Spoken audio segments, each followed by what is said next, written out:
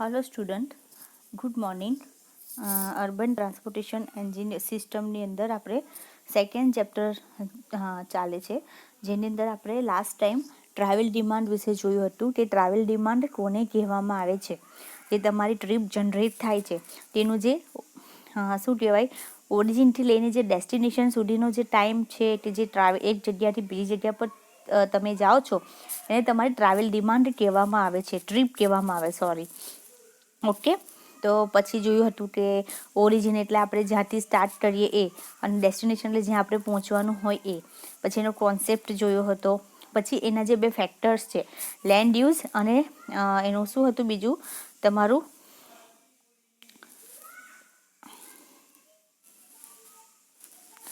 Land use અને જે travel demand છે એ બી એકબીજા સાથે રિલેટેડ છે.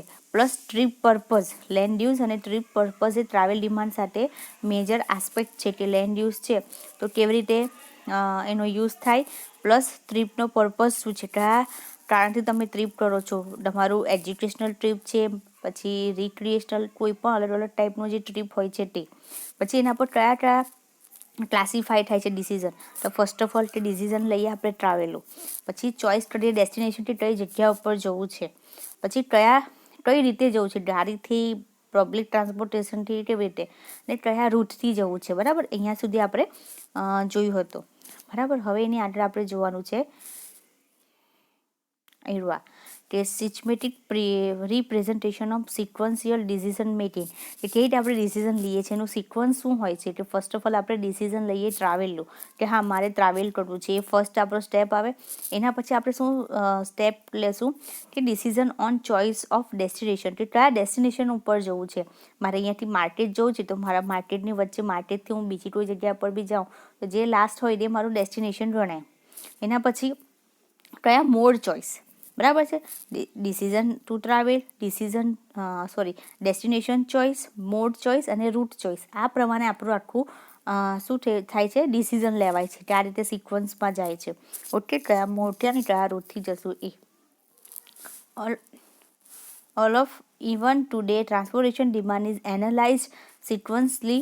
The assumption that the four major decisions of a trip matter follow a strict sequence is possibly not the most applied. બરાબર, હવે એમાં કેવું હોય છે કે જે સિક્વન્સ હોય છે એ કેવું હોય, એ સિક્વન્સ તો આપી દીધું પણ એને જે અપ્લાય થવું જોઈએ એ બહુ ઓછું અપ્લાય થતું હોય છે. બરાબર, the quite offer the decision to travel is changed because an appropriate destination does not exist, or and the initial choice of destination is changed because it cannot be reached by the desirable mode of transportation. બરાબર, અમુક વાર આપણે જે sequence તો આપણે આપી દીધો, તો આપણે જે ડેસ્ટિનેશન છે નક્કી બી કર્યું હોય પણ આપણી પાસે જે મોડ હોવો જોઈએ ટ્રાન્સપોર્ટેશનનો એ પ્રોપર અવેલેબલ નહીં હોય તો એ આપણા ડિસિઝનમાં ચેન્જ પણ થયા કરે છે. એટલે જે આપણે સિક્વન્સ નક્કી કર્યો છે એ ફોલો થાય નહીં પણ થાય. બરાબર, it is possible truer picture of the reality if the decision making framework is assumed to have a feedback loops. બરાબર, હવે કયા એવા ફેક્ટર્સ છે જે અફેક્ટ કરે છે તમારા ટ્રાવેલ ડિમાન્ડ ઉપર. ઓકે, ખ્યાલ આવી ગયો કે કયા એવા ફેક્ટર્સ છે જે ટ્રાવેલ ડિમાન્ડ ઉપર અફેક્ટ કરે. તો ડેમોગ્રાફી એન્ડ સોશિયલ ફેક્ટર કયા છે, જેમાં પોપ્યુલેશન, જે પોપ્યુલેશન વધે તેમ એની તમારી પાસે રિક્વાયરમેન્ટ છે એની ફૂલફિલ થવી જોઈએ. સેકન્ડ છે હાઉસ હોલ્ડ. બરાબર, કેટલા હાઉસ હોલ્ડ છે તે, એજ, બરાબર, ઉંમર લાયક કેટલો છે, એજ પણ તમારા અફેક્ટ કરે તમારી ટ્રાવેલ ડિમાન્ડ પર. પછી કલ્ચરલ આસ્પેક્ટ છે તે પણ. અને ઇકોનોમિક ફેક્ટરમાં એમ્પ્લોયમેન્ટ છે, ઇન્કમ છે, વ્હીકલ ઓનરશીપ છે. બરાબર છે, એમ્પ્લોયમેન્ટ હોય તો પેલું કેવું હોય, ટ્રાવેલ ડિમાન્ડ પર એ લોકોની રોજની ટ્રાવેલ હોય. હવે અમુક માટે એ લોકોની સ્ટ્રાઇક આવી જાય તો એ વસ્તુ ઘટી પણ જાય. પછી ઇન્કમ પ્રમાણે લોકો ટ્રાવેલ કરતા હોય કે જે પ્રમાણે પોસાતું હોય, જે પ્રમાણે એમના બજેટમાં હોય એ પ્રમાણે. અને પછી જે વ્હીકલ ઓનરશીપ, તે પોતાને પાસે કાર છે તેનો યુઝ કરવો કે બીજું કંઈ સસ્તું પડે એ રીતે. બરાબર, બધા પાસે કાર હોવી એવું જરૂરી નથી. આ બધા ફેક્ટર્સ છે જે અફેક્ટ કરે છે તમારા ટ્રાવેલ ડિમાન્ડ ઉપર. આ શું છે, ટ્રાવેલ ડિમાન્ડ ફંક્શન છે જે આપને મોસ્ટલી જીટીયુની અંદર પૂછાતું નથી. ઓકે, એના પછી આપણે સ્ટાર્ટ કરવાનું છે એટલે સિક્વન્શિયલ ડિમાન્ડ એનાલિસિસ. કે સિક્વન્શિયલ ડિમાન્ડ એનાલિસિસ શું છે?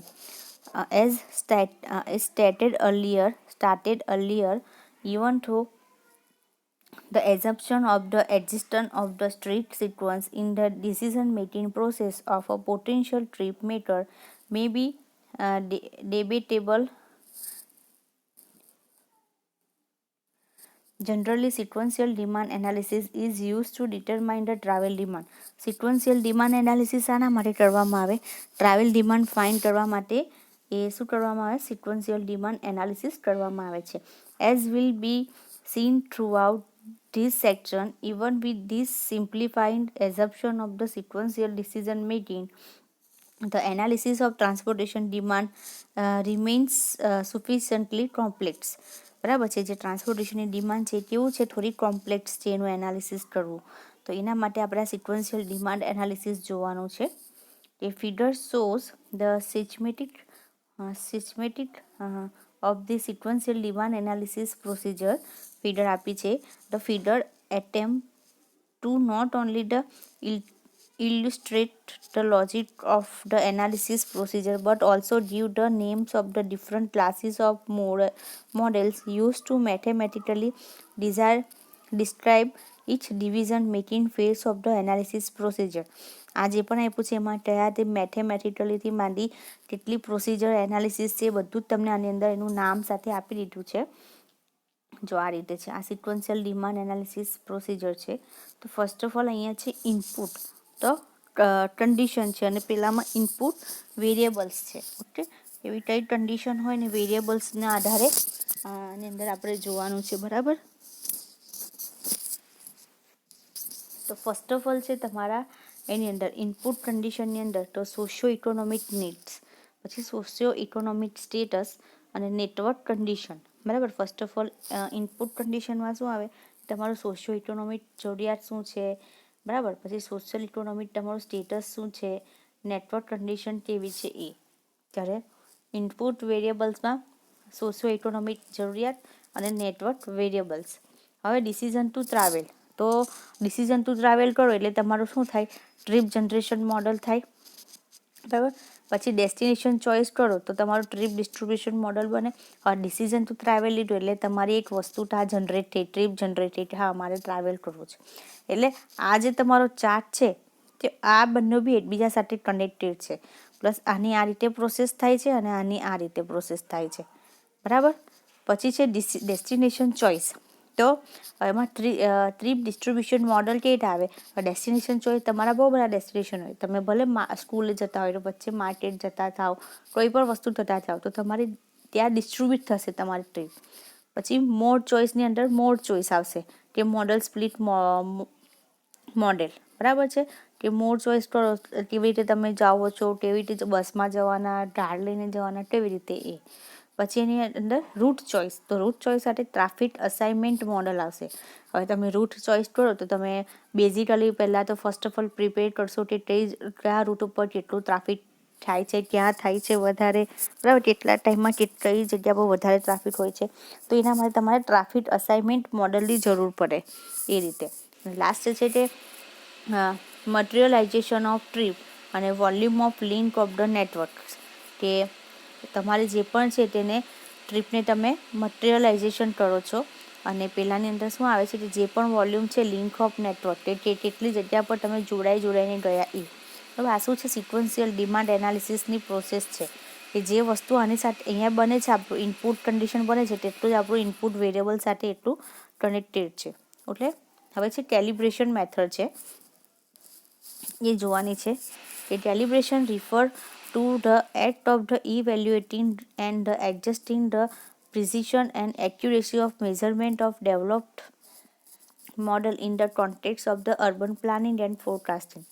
In model testing, several form of calibration are required. બરાબર. કોઈ પણ મોડલનું ટેસ્ટિંગ કરવું હોય તો આપણે એના માટે કેલિબ્રેશન રિક્વાયરમેન્ટ છે કે 2 થી 3 વાર કેલિબ્રેટ કરશું કે કયું પ્રોપર તમને રિઝલ્ટ મળે છે, કયું તમને ઇઝી રહેશે, કયું તમારા માટે એડવાન્ટેજફુલ છે. એટલે એનું કેલિબ્રેટ કરવું એનું જરૂરી છે. બરાબર. પછી to ensure that they are the performing as per the expected or actual value. It is also usually necessary for the operator to perform a user calibration of the model. બરાબર. હવે એની આગળ છે, this user calibration is necessary because most of the models can be reconfigured for use in the large variety of applications. The user must calibrate the system, which include the model parameters, setting, and the test setup. The validate that the desired level of the precision and the accuracy are achieved. જે તે calibration કરતા હોય તો એની અંદર અલગ અલગ model parameter આપેલા હશે તમને, કે એનું સેટિંગ કરવાનું, કે રીતે તમારો ટેસ્ટને સેટઅપ કરવાનું, એ રીતે. બરાબર છે. એ બધી એની અંદર તમારી કેટલી એક્યુરેસી છે બધું અંદર તમે કેલિબ્રેટ કરી શકો છો. The term calibration standard is usually only used van a absolute value is measure, and in many cases the standard are traceable back to the standard at the National Institution of the Standards and the Technology or actual measurement. બરાબર. આ તમે ક્યારે calibration ક્યારે properly કરી શકો, કે જ્યારે તમારી પાસે જે ડેટા છે એ પ્રોપર હોય, બરાબર, પ્લસ સ્ટાન્ડર્ડ હોય, તો ત્યારે તમે આ વસ્તુને કેલિબ્રેટ કરી શકો. બરાબર. હવે છે કોન્સેપ્ટ ઓફ ધ મોબિલિટી અને એક્સેસિબિલિટી, કે મોબિલિટી એટલે અને તમારી એક્સેસિબિલિટી. ઓલરેડી તમને મોબિલિટી અને એક્સેસિબિલિટીને આપણે ડેફિનેશન આગળ ભણી જ ગયા છે. બરાબર. પણ અહીંયા એ બંનેનો કોન્સેપ્ટ શું છે એ જોવાનો છે. તો mobility is define as access to transportation. એ શું કરે છે? એક્સિસ કરે છે ટ્રાન્સપોર્ટેશનને. અને accessibility is the define as the access to activity. એ શું કરશે? એક્ટિવિટીને એક્સેસ કરશે. પેલું ટ્રાન્સપોર્ટેશનને એક્સેસ કરશે અને આ એક્ટિવિટીને એક્સેસ કરશે, અને એક્સેસિબિલિટી કહેવામાં આવે છે. Accessibility refer to the ease of a movement between the place. જે તમે મૂવમેન્ટ કરો છો ને બે પ્લેસ વચ્ચેને, એને ધ્યાનમાં લેવામાં આવે છે. Accessibility increase to the ease of movement between place. Accessibility increase either in terms of the time or money when movement becomes less costly. બરાબર. એક્સેસિબિલિટી ઇન્ક્રીઝ થાય જો તમારો ટાઈમ અને મની શું થાય,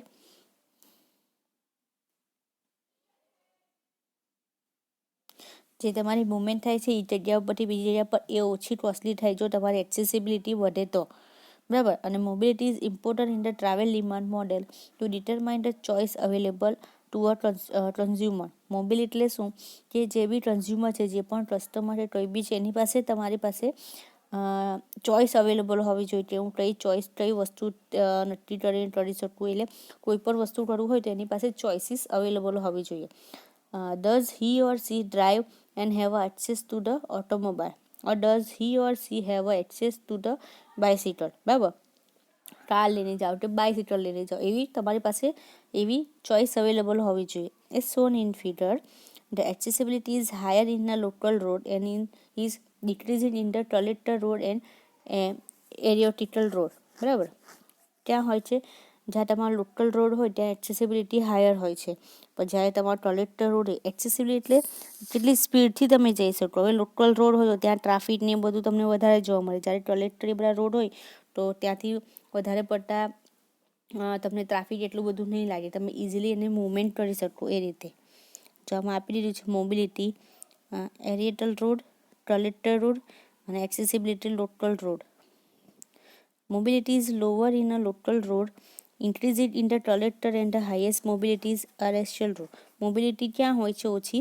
લોકલ રોડમાં. બંને ઓપોઝિટ છે, તમે જોયું? બંને શું છે? તમારું ઓપોઝિટ છે એકબીજાથી. કે તમારું લોકલ રોડમાં એક્સેસિબિલિટી વધારે હોય તો એની મોબિલિટી ઓછી હોય છે. So mobility is quantity of travel that can be handled. The capacity of system to handle traffic and speed are variables connected with the mobility. બરાબર. મોબિલિટી અને એક્સેસિબિલિટી એકબીજાથી અગેન્સ્ટમાં હોય છે. એટલે મોબિલિટી એટલે શું? તમારી પાસે કેટલી ચોઇસીસ અવેલેબલ છે તે. અને પેલામાં એક્સેસિબિલિટી કેટલું એક્સેસ, તમે કેટલી ઝડપથી એ વસ્તુ કરી શકો છો એ. એને તમારું મોબિલિટી અને એક્સેસિબિલિટી કહેવાય છે. રૂરલ એરિયામાં કેમ? કે તમારી પાસે ચોઇસ બહુ ઓછી મળે, પણ તમે હાયર એરિયામાં જાઓ તમને ચોઇસીસ એટલી જ વધારે મળે એ રીતે. ઓકે, એટલે કંઈ ડિફિકલ્ટી હોય મોબિલિટી અને એક્સેસિબિલિટીમાં તો પૂછી લેજો. Thank you.